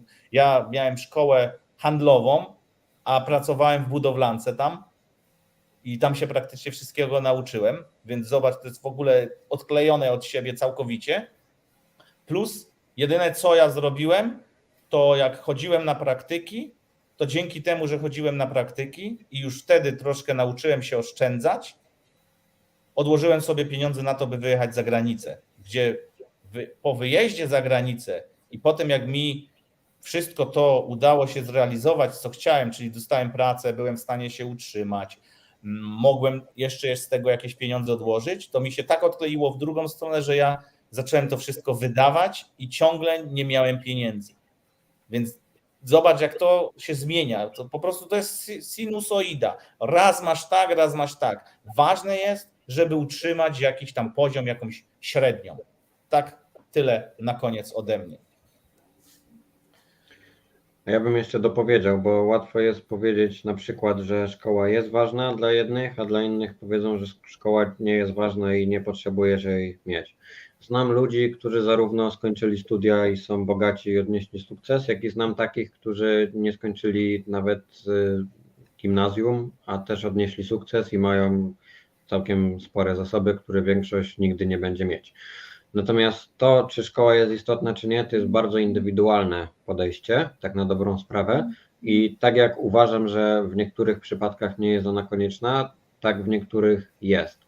W zależności od tego, co chcesz robić i czym się chcesz zajmować, takie rzeczy powinieneś robić prędzej, czyli mam tutaj na myśli studia, czy jakieś edukacje nie tylko finansowe, ale też stricte takie, nie wiem jak to określić, takie ukierunkowane, wiecie o co mi chodzi, nie? Specjalistyczne, o, tak bym to nazwał. Łatwo jest zepsuć młodemu człowiekowi przyszłość, można powiedzieć, mówiąc, że szkoła nie jest ważna do tego, żebyś odniósł sukces. Natomiast to, czy ona będzie ważna dla ciebie, czy nie, to istotne jest pójść, zobaczyć, doświadczyć i samemu ocenić, czy czegoś potrzebujesz, czy jednak wolisz iść jakąś inną drogą. W ogóle mega case. Zobaczcie, tutaj chłopak ma 17 lat, zadaje naprawdę trafne pytania, bo to są rzeczy, nad którymi on się zastanawia. Raz, będzie musiał wybrać szkołę, uczyć się, to mówię, to co młodzież zostaje właśnie skonfrontowana z tym i jest w miejscu moim zdaniem tak zajebistym, że dzięki temu, że słucha między innymi nas i podejrzewam, że zacznie, czyli już nawet wdraża książki, które my tutaj pokazujemy, to za 2-3 lata w wieku 20 lat, 21, gdzie ja myślałem głównie o tym właśnie, żeby wyjechać za granicę, nie otworzyć firmy, tylko pojechać do pracy, to on, jeżeli faktycznie dobrze do tego podejdzie, to będzie totalnym kotem. Tak mi się wydaje. Zobaczymy, co będzie za kolejne 2-3 lata, jeśli na przykład będziemy mieli okazję się tutaj spotkać. Michał, kilka słów na koniec. Eloszka, coś tam. Dzięki wielkie za obecność. Zapraszamy do komentowania. Prosimy zostawić łapki w górę. Zapraszamy za tydzień na kolejny ekscytujący temat. Dzięki wielkie, pozdrówki. Narka, trzymajcie się, hej.